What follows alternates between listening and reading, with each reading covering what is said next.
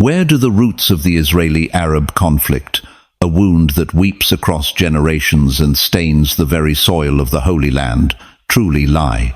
Before the politics, before the mandates, before the empires, there was the desert. And in the desert there was a man, a promise, and a crushing divine silence. The man was Abram, a name that felt too small for the burden he carried.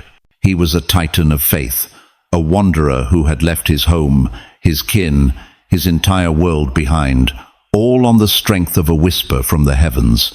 The voice of God had come to him not in a thunderclap, but like the intimate rustle of wind through a tent flap, promising him a legacy that would outnumber the stars in the night sky, and a land flowing with milk and honey for his descendants.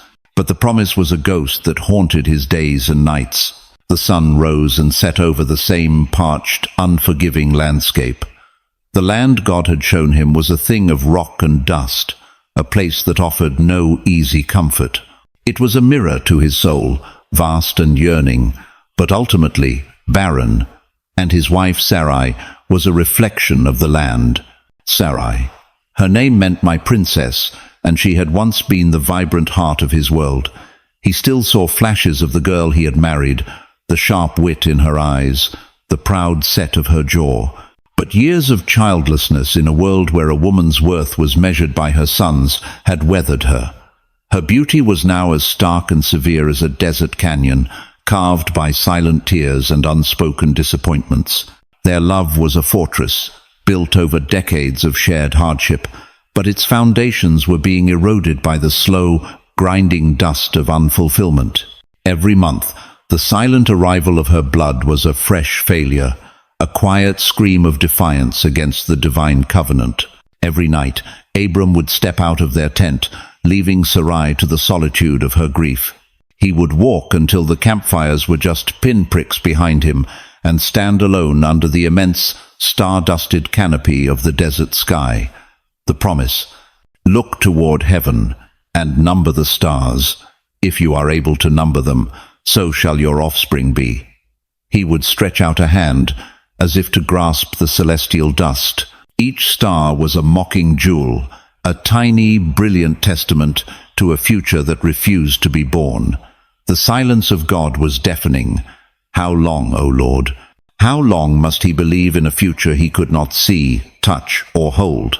Within their camp, another pair of eyes watched this nightly ritual. They belonged to Hagar, Sarai's Egyptian handmaiden. She was a creature of the Nile, her memories filled with the verdant green of reeds and the life-giving floodwaters of her homeland. She had been a prize of war or a token of trade, her past severed as cleanly as a rope. Now, her world was this endless expanse of sand and the heavy silence of her mistress's tent. She was young, her body humming with the easy vitality that Sarai had lost.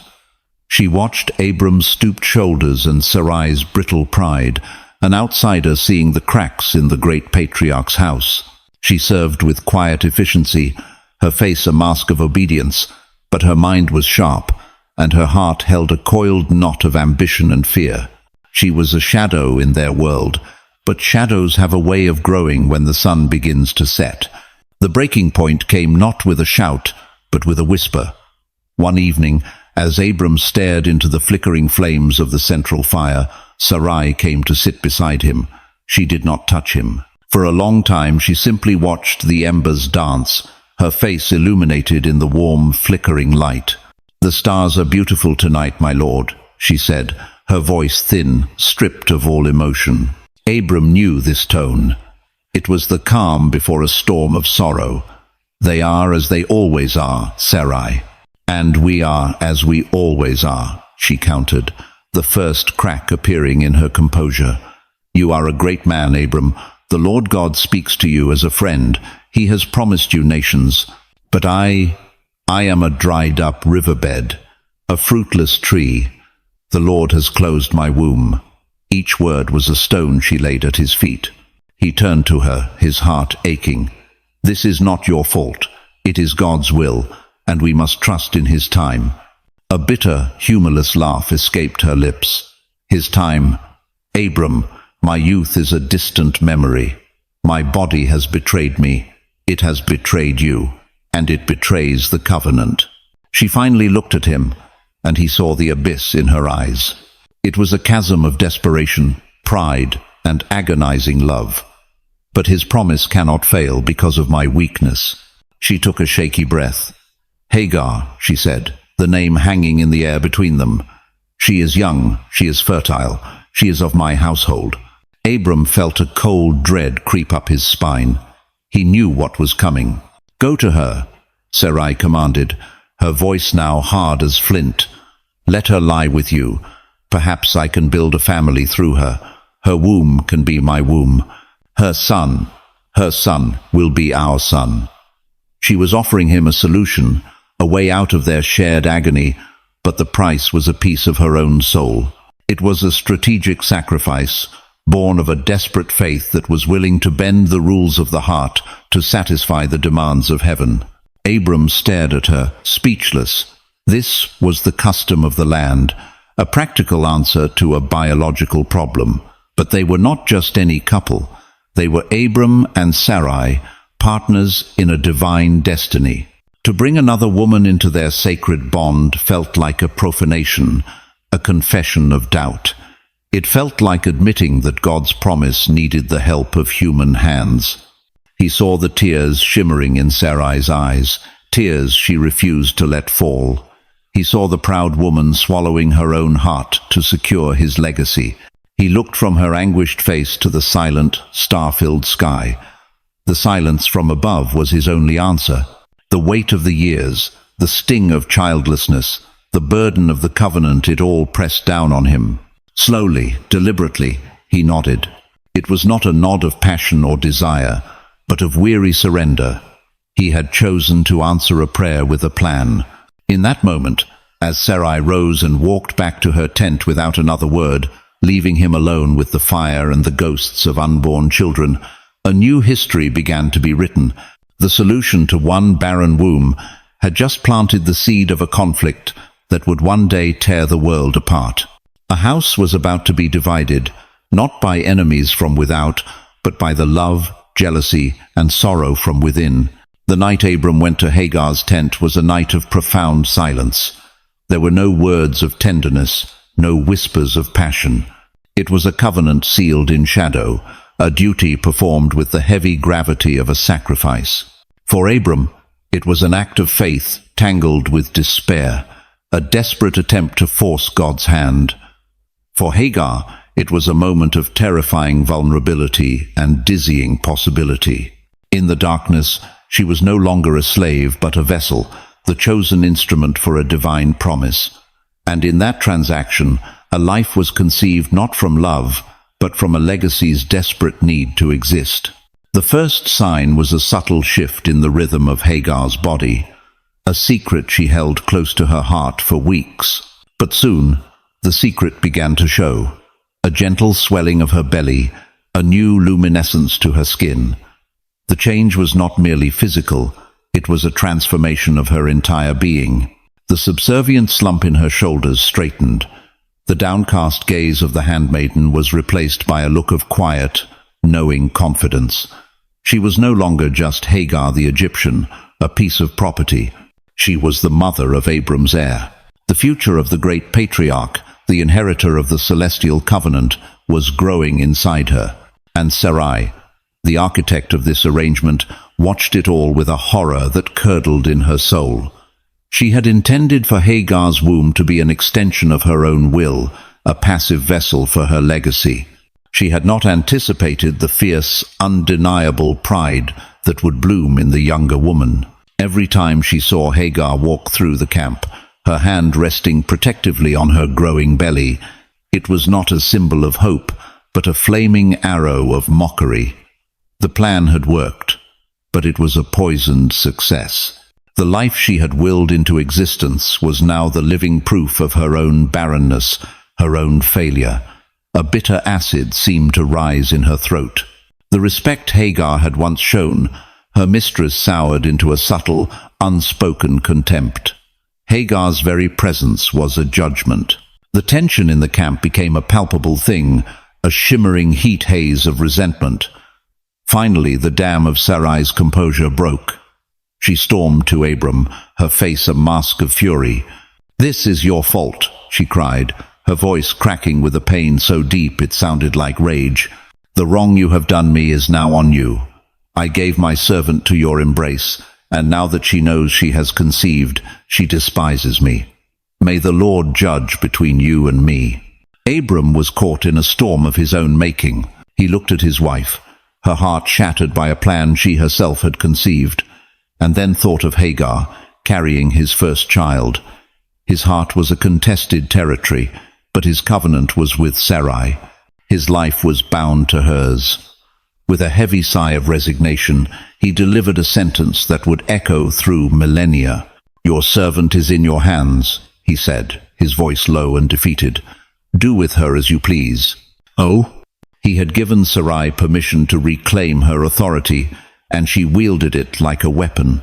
The harsh words, the impossible tasks, the constant reminders of her station, Sarai's bitterness rained down upon Hagar. It became unbearable. One night, under the cloak of darkness, Hagar fled. She ran not towards her past in Egypt, but into the vast, empty wilderness, a place as desolate as her own heart. She was carrying the heir to a great nation, yet she was utterly alone, an outcast with nowhere to go. She ran until her strength gave out, collapsing by a spring of water in the desert. The sun beat down, the silence was absolute, and for the first time, despair threatened to swallow her whole. And then, a voice cut through the shimmering air. "Hagar, servant of Sarai, where have you come from, and where are you going?" She looked up, and through her tear-blurred vision, she saw a figure, an angel of the Lord. Fear and awe warred within her. "I am fleeing from my mistress Sarai," she stammered. "Return to your mistress and submit to her," the angel commanded. The words felt like a death sentence, but then the angel continued, and his voice softened. "I will surely multiply your offspring so that they cannot be numbered for multitude." It was a promise that echoed God's covenant with Abram, but this one was for her son. "Behold, you are pregnant, and shall bear a son. You shall call his name Ishmael, for the Lord has heard your affliction. He will be a wild donkey of a man, his hand will be against everyone, and everyone's hand against him, and he will live in defiance of all his relatives." Hell! It was a strange and terrifying prophecy, not a promise of a placid kingdom, but of defiant survival. Her son would be a fighter, a wanderer, forever at odds with the world, but he would live. He would be the patriarch of a great people. Hagar, the cast-off servant, had received her own covenant in the wilderness. She returned to the camp not as a defeated slave, but as a woman with a divine destiny. She would endure Sarai's cruelty, for she knew her son's future was guaranteed by God himself. She bore Abram a son, and Abram, as instructed, named him Ishmael. For 13 years the boy was the center of Abram's world. He was the laughter in the camp, the strong-limbed boy who would one day lead their people. Abram loved him with the fierce, uncomplicated love a father has for his firstborn. The tension with Sarai remained, a low, rumbling earthquake beneath their feet, but a fragile peace held. Ishmael was the heir. The matter seemed settled. And then, when Abram was 99 years old and Sarai 90, when all hope of another child was a long-dead memory, the Lord appeared to Abram again. He changed his name to Abraham, father of a multitude, and Sarai's to Sarah, princess of nations. And then he delivered the most unbelievable promise of all. "I will bless her, and she will give you a son. You shall call his name Isaac." Abraham fell on his face and laughed. It was not a laugh of joy, but of incredulous, painful disbelief. Shall a child be born to a man who is 100 years old? Shall Sarah, who is 90 years old, bear a child? He thought of the son he already had, the boy who had been his life for 13 years. "Oh, that Ishmael might live before you," he pleaded. But God was adamant. The covenant, the true line, the promised inheritance, would pass through Isaac. Ishmael would be blessed. He would be made into a great nation, but he was not the one. When Abraham told Sarah, she too laughed. A dry, cynical cackle from a woman whose body had been a tomb for decades. It was the laugh of someone who had given up on miracles. But God, it seemed, had the last laugh. Against all laws of nature, against all reason, a new life began to stir within Sarah's aged womb. The barren had become fertile. The impossible was happening. A new son was coming. And with his impending arrival, the fragile peace of Abraham's house was about to be shattered forever. The son of the flesh and the son of the promise could not both inherit the same kingdom. A choice would have to be made. The birth of Isaac was a miracle that ripped through the camp like a desert flash flood.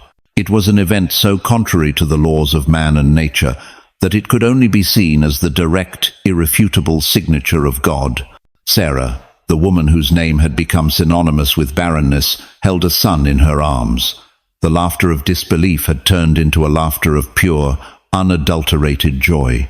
God has brought me laughter, she declared to all who would listen, and everyone who hears about this will laugh with me. Abraham, now a centenarian, was reborn. He looked at the tiny infant, the son of his old age, and saw not just a child, but the physical embodiment of a divine promise fulfilled. The years of doubt, the agonizing silence from the heavens, it all dissolved in the face of this small, breathing miracle. Isaac, whose name meant he laughs, was the laughter of God made manifest. A great feast was prepared on the day Isaac was weaned. It was a celebration meant to be the pinnacle of Abraham's life, a public declaration of God's faithfulness. Tents were adorned with colorful fabrics, the aroma of roasted lamb filled the air, and the sound of music and joyful shouting echoed across the plains. Abraham, his face beaming with a pride that seemed to erase the wrinkles of a century, stood at the center of it all, holding Isaac up for all to see. This was the heir. This was the child of the covenant. But from the edge of the celebration, another pair of eyes watched, and they were not filled with joy. Ishmael, now a teenager, stood in the shadows of a tent, his arms crossed over his chest.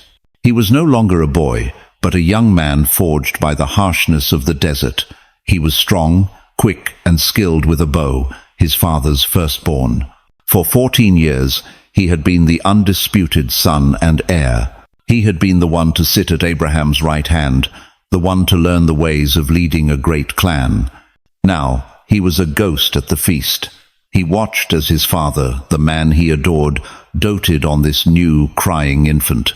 He saw the looks of reverence the people gave to Isaac, the child of the miracle, while he, the son of the handmaiden, was suddenly an afterthought. A deep, bitter root began to twist in his gut. It was a potent cocktail of jealousy, confusion, and a profound sense of betrayal. His gaze fell upon Sarah, who was basking in her newfound glory.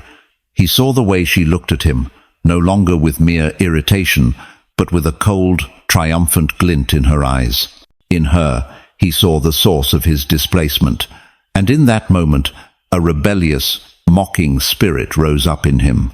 The prophecy of his nature, the wild donkey of a man, began to stir. He began to laugh. It was not the joyful laughter of the feast, but a sharp, cutting sound. It was the laughter of mockery. He started to mimic the gurgling sounds of the infant, to parody the adoring way the elders cooed over him. He was using the one weapon a powerless boy has against the establishment: ridicule. He was laughing at Isaac. He was laughing at Sarah. He was laughing at the absurdity of it all. Sarah's joy turned to ice. She saw the mockery in Ishmael's eyes, and it was more than just a boy's cruel joke. To her, it was the son of the slave woman scorning the son of the free woman. It was the flesh mocking the spirit. It was the past trying to delegitimize the future.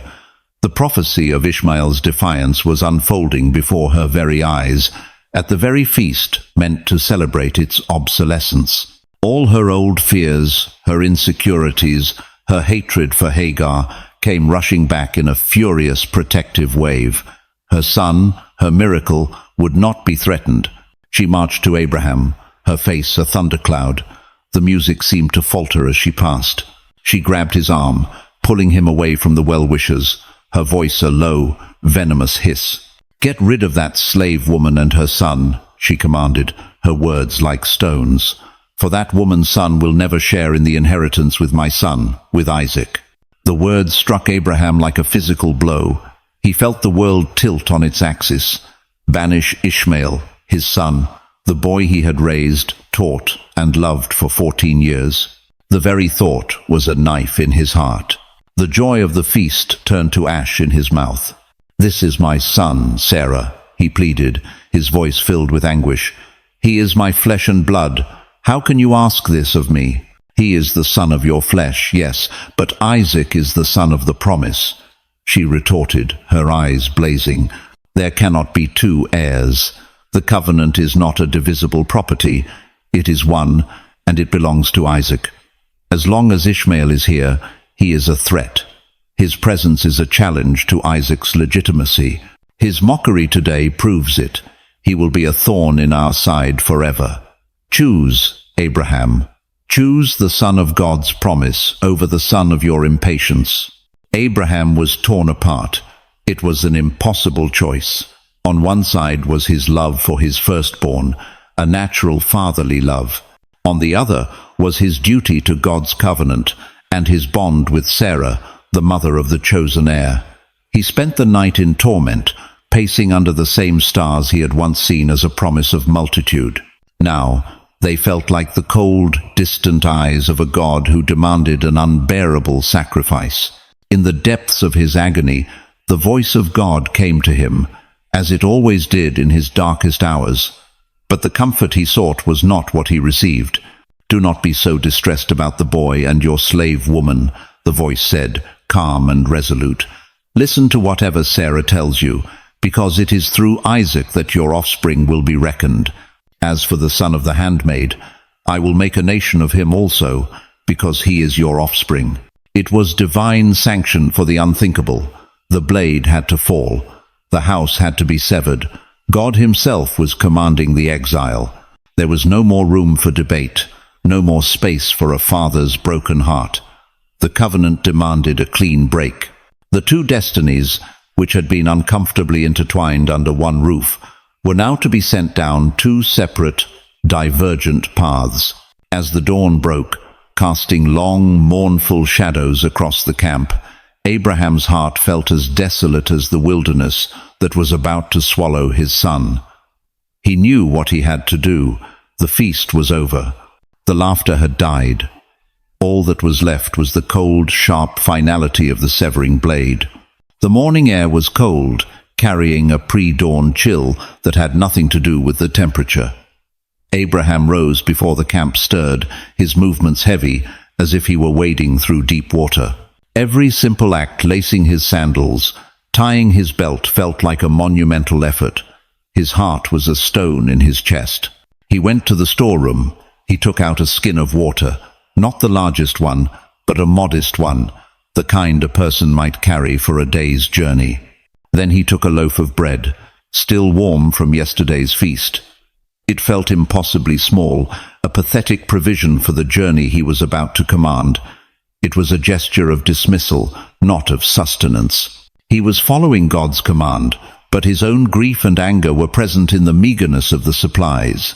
He found Hagar awake, sitting at the entrance of her tent, as if she had been waiting. Ishmael was asleep inside. There was no defiance left in her eyes, only a hollow, knowing resignation. She had seen the look on Sarah's face at the feast. She had felt the final shift in the camp's tectonic plates. She knew her time was over. Words failed Abraham. What could he say? "I am sorry. God wills it." The phrases were meaningless, insulting. He simply stood before her, holding out the bread and the water skin. His hands trembled. Hagar looked at the offering, then into Abraham's face. She saw not the powerful patriarch, but a broken old man, trapped by his own destiny. For a fleeting moment, she pitied him. Then, the full weight of her own fate crushed that pity. She took the provisions without a word. "Wake the boy," Abraham said. his voice a dry rasp. Hagar went inside and gently shook Ishmael awake. The boy sat up, his eyes still clouded with sleep. "Father," he asked, seeing the tall figure silhouetted against the pale dawn sky. The word, once so full of pride and affection, now hung in the air like an accusation. Abraham could not meet his son's gaze. He turned away, his shoulders slumped. He pointed east, towards the wilderness of Beersheba, towards nothing. "Go," he commanded, the single word tearing from his throat. Confusion, then dawning horror, spread across Ishmael's face. He looked from his father's averted face to his mother's stark, grim expression. He saw the pitiful supplies. He didn't understand the theology, the covenant, the jealousy. He only understood one thing: he was being cast out. The man who was his entire world was sending him away. A raw, primal cry of betrayal rose in his throat, but it died before it could escape. His father had already turned his back. Hagar took Ishmael's hand, her grip like iron. She slung the waterskin over her shoulder, clutched the bread to her chest, and with a dignity born of ultimate despair, she led her son out of the camp. She did not look back. They walked away from the silent tents, away from the dying embers of the festival fire, away from the only home they had ever known. Abraham stood there, a statue of grief, until their figures were just two small specks swallowed by the vast, indifferent landscape. Only then did he allow a single, ragged sob to escape. The house was now pure, the line of the covenant was secure, and the price was the tearing of his own soul. For Hagar and Ishmael, the world became a blur of sun and sand. They walked without a destination, their path guided only by the desire to put distance between themselves and their rejection. The bread was gone by the first day. The water, sipped sparingly, dwindled with terrifying speed. Ishmael, who had been so full of mockery and youthful arrogance just a day before, was now silent. His anger had burned itself out, replaced by the gnawing ache of thirst and the sharp sting of abandonment. On the third day, the waterskin was empty. The sun was a merciless hammer in a white-hot sky. Ishmael, his body racked with dehydration, stumbled and fell. His skin was parched, his lips cracked and bleeding. "Mother, water," he croaked, his voice barely a whisper. Hagar knelt beside him, her heart shattering into 1,000 pieces. She touched his feverish forehead. He was dying. The son of her own divine promise, the boy who was destined to be the father of a great nation, was perishing in this desolate wasteland because of a jealous woman and a father who chose destiny over love. A desperate, animalistic rage surged through her. She could not bear to watch him die. She could not witness the final, agonizing breath leave his body. With a cry of anguish, she picked him up, he was so light now, and carried him to the shade of a small, scraggly bush. She laid him down gently. Then she walked away, about a bowshot's distance, and collapsed onto the sand. "I cannot watch the boy die," she sobbed, burying her face in her hands. Her body shook with violent, silent spasms of grief. All the tears she had suppressed for years for her enslavement, for Sarai's cruelty, for Abraham's weakness, for her son's fate poured out of her. It was the sound of a soul breaking. And in that moment of absolute hopelessness, the voice came again. It was the same voice from the spring, the voice of the angel. "What is the matter, Hagar? Do not be afraid." She lifted her head, her vision blurred. The air shimmered, but there was no one there. The voice was inside her, around her, everywhere. "God has heard the boy crying as he lies there," the voice continued. "Lift the boy up and take him by the hand, for I will make him into a great nation." Her breath caught in her throat. Hope, a feeling she thought had died forever, flickered faintly within her. Then God opened her eyes, and she saw it. Not 20 paces from where she sat, hidden in a shallow depression she had overlooked in her grief, was a well of water. It was not a mirage. It was real. The water was clear and cool, a shocking, impossible sight in the barren expanse. Life. She scrambled to her feet, her exhaustion forgotten. She filled the water skin, the sound of the gurgling water, the most beautiful music she had ever heard. She ran back to Ishmael, lifted his head, and let the cool liquid trickle past his cracked lips. He coughed, then drank, and drank, and drank. The life flowed back into him. His eyes, which had been dull and glassy, began to clear. He looked at his mother, and for the first time in days, he truly saw her. Hagar held him, her tears of grief now turning into tears of fierce, grateful resolve. God had not abandoned them. He had seen them in their desolation. He had heard their cries. He had provided. This well was their new beginning. She named it Bir Lahai Roy, the well of the one who sees me. In that moment, something shifted forever in both of them. The last vestiges of their life in Abraham's camp were washed away. They were no longer the handmaiden and the displaced son. They were survivors. They were the children of the wilderness, and the wilderness would be their kingdom. Ishmael would grow up not in the shadow of Isaac, but under the wide, open, watchful eye of a God who had found him at the brink of death. His heart, once broken by a father's rejection, began to harden. He would learn to rely not on the love of men, but on his own strength, his bow, and the God who had met him in the desert. A new path had begun, a path of tears, yes, but also a path of iron-willed survival. While Hagar and Ishmael forged a new life from the crucible of the desert, Abraham's camp returned to a semblance of normalcy, but it was a quiet, brittle peace. The absence of Ishmael was a phantom limb, an ache that Abraham felt with every sunrise. He poured all his love, all his hope, all his fear into Isaac. The boy became the sole focus of the covenant, a precious, fragile vessel carrying the destiny of generations. Isaac grew up in a world of reverence and expectation. He was the miracle child, the son of laughter, constantly reminded of his divine purpose. He was gentle, contemplative, and obedient, a stark contrast to the wild, rebellious spirit that had been his half-brother. He learned the stories of the covenant, not as abstract tales, but as his own personal history. He was raised in the shadow of Mount Moriah, the place where God would one day demand the ultimate test of his father's faith, a test that would forever cement Isaac's place as the consecrated heir, the one who was willingly laid upon the altar. His life was a straight path, paved by prophecy and protected by the full weight of his father's legacy. He was destined to inherit the cultivated lands, the wells his father dug, the established order. His legacy would be one of inheritance, of building upon foundations that were already laid. Miles away, in the harsh and unforgiving wilderness of Paran, another legacy was being forged in fire and sand. Ishmael's world was not one of gentle shepherding and soft pastures. It was a world of survival. God was with the boy, as promised, but his presence was not felt in quiet contemplation.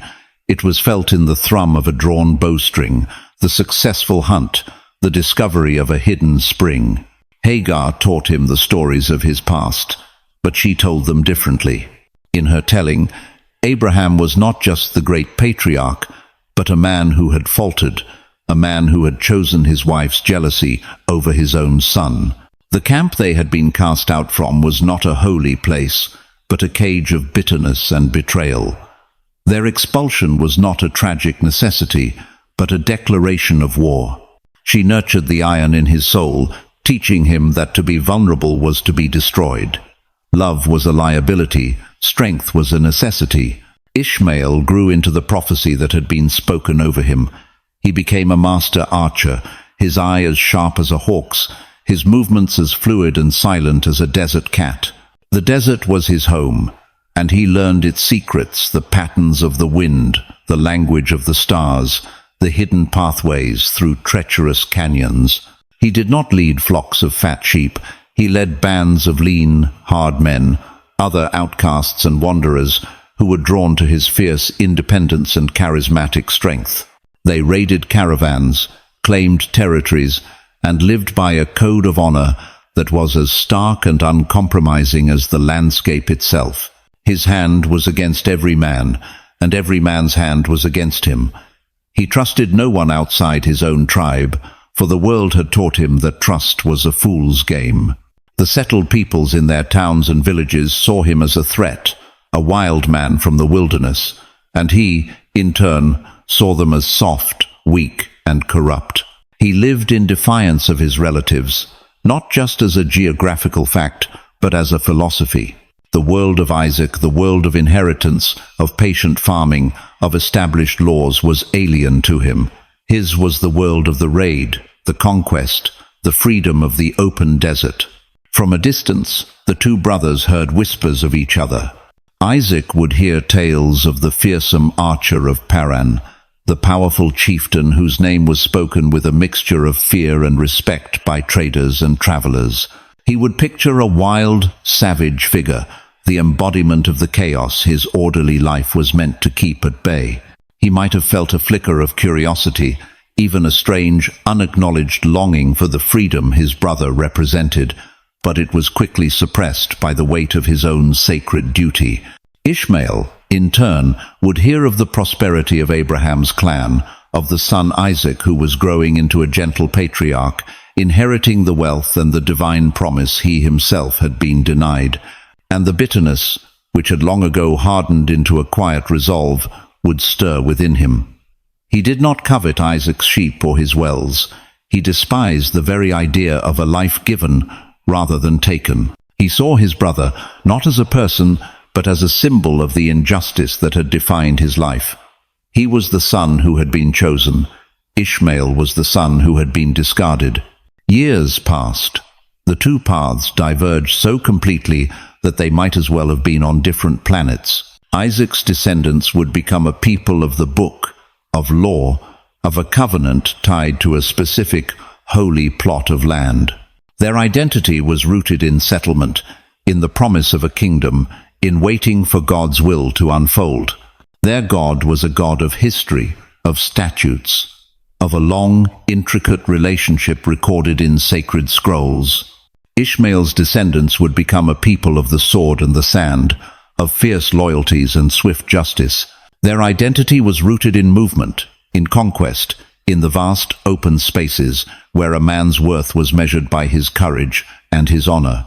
Their God was a God of the immediate, of the stark encounter in the wilderness, of survival and strength.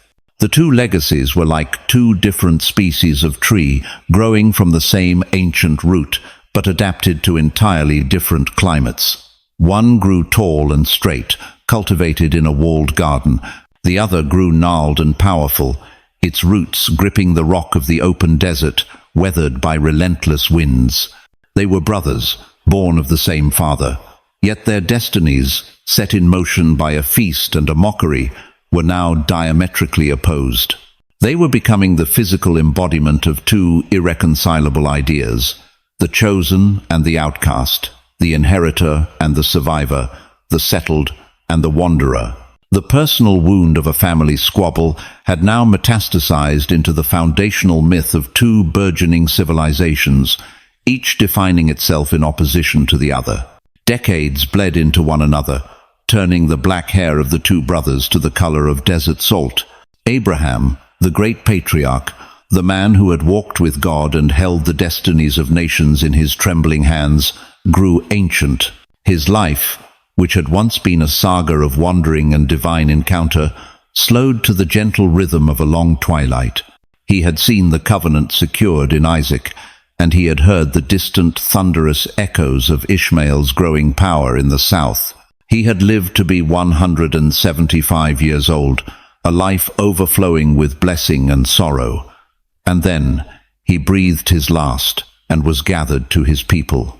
The news of Abraham's death traveled as all important news did on the slow, whispering winds of the desert, carried by caravans from one oasis to the next.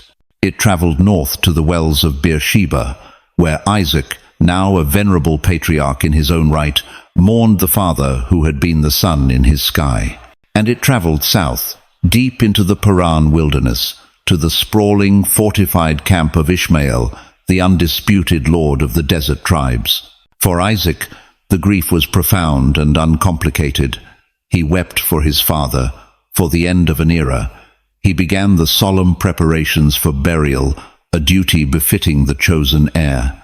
The designated place was a cave, the cave of Machpelah, a plot of land Abraham had purchased long ago from the Hittites.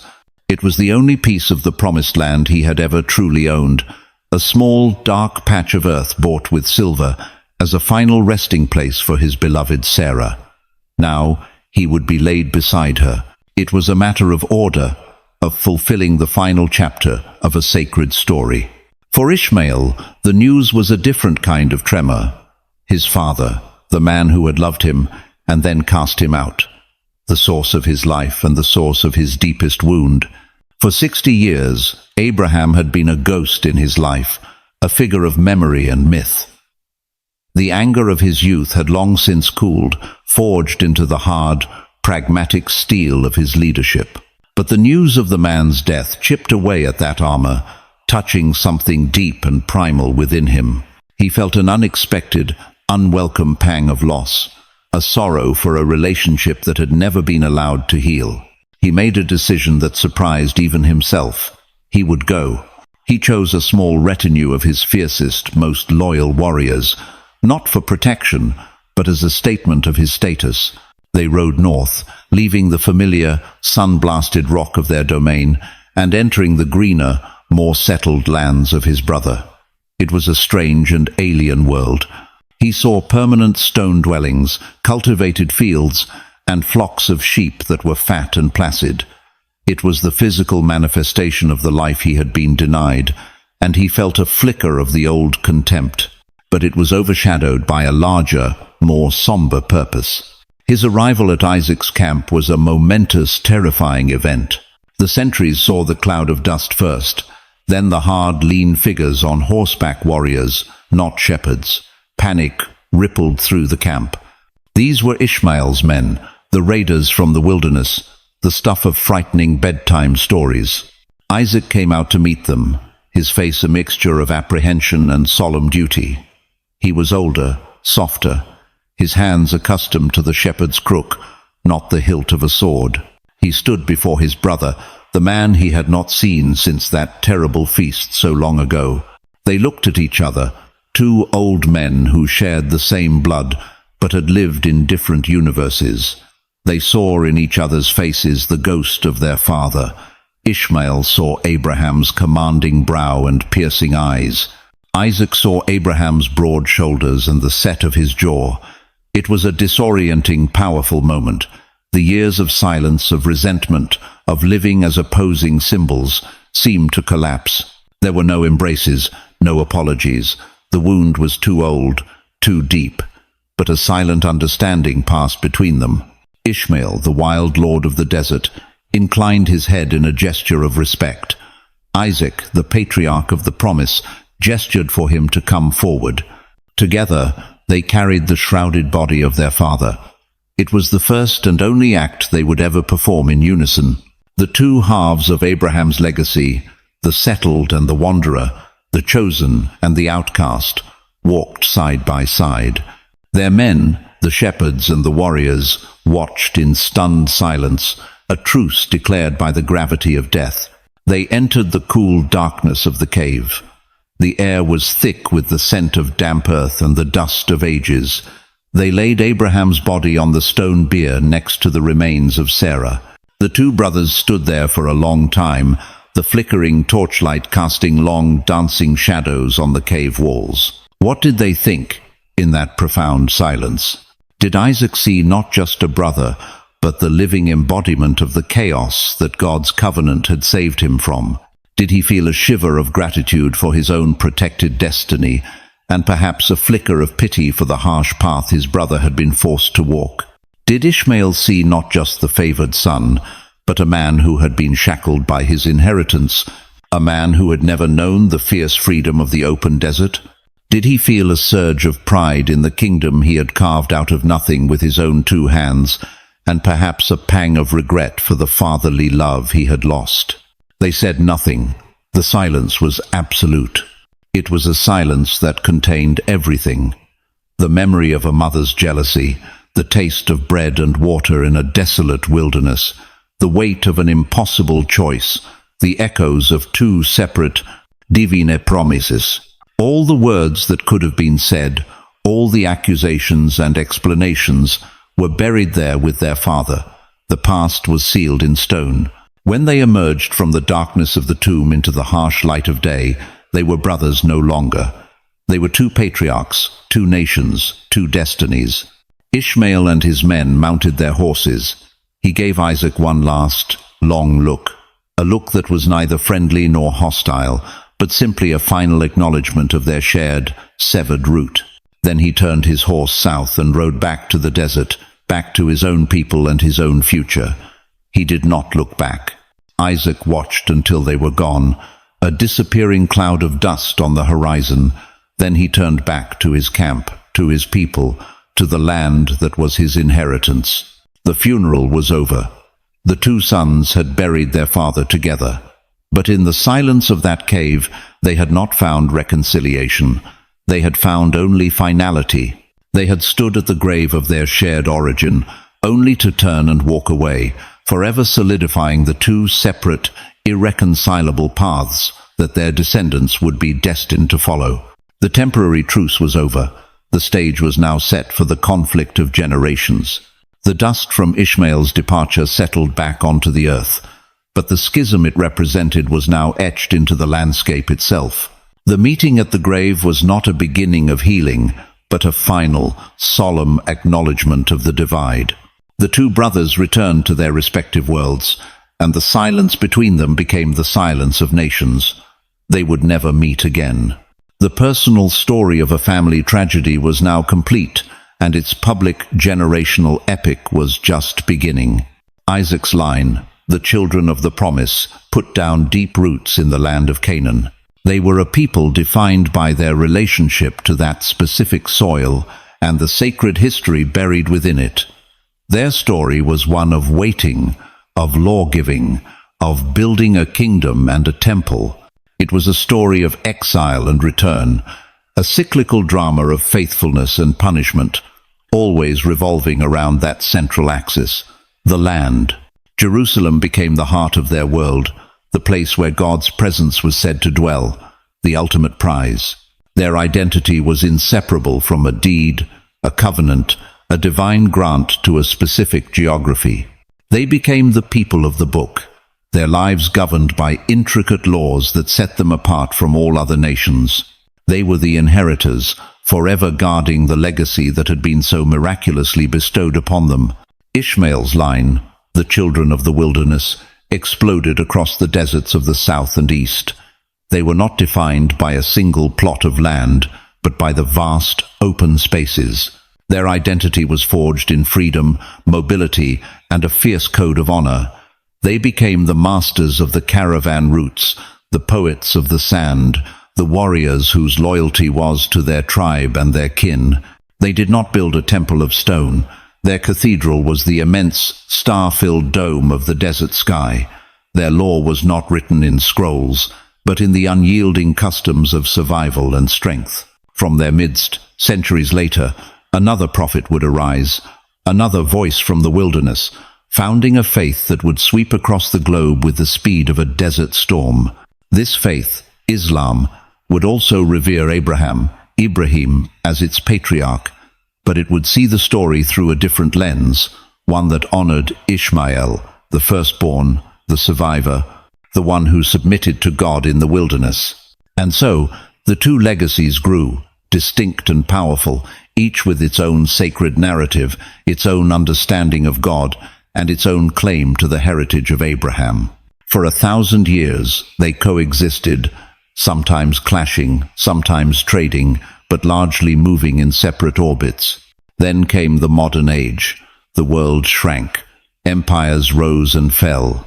The children of Isaac, scattered across the globe by centuries of exile, the diaspora began to feel an irresistible pull to return to the land. Fueled by the modern ideology of nationalism and spurred by the unspeakable horrors of the Holocaust, the ancient theological claim to the land of their ancestors was reborn as a political movement, Zionism.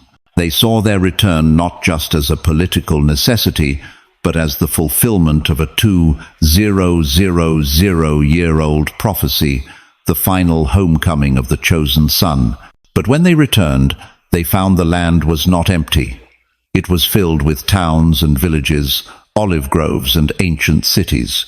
It was inhabited by a people who had lived there for centuries, a people who saw themselves as the descendants of the land's indigenous inhabitants, including, in their own foundational mythos, the line of Ishmael and other Arab tribes. These were the Palestinians. Suddenly the ancient story was no longer a story. It was a headline. The abstract, theological conflict became a brutal, physical one. For the returning Jews, the children of Isaac, this was their land, promised to them by God. The Arabs living there were occupiers, or at best, tenants whose lease had expired. The struggle to establish the state of Israel was a righteous war of reclamation, the final act in the drama that began with God's promise to Abraham.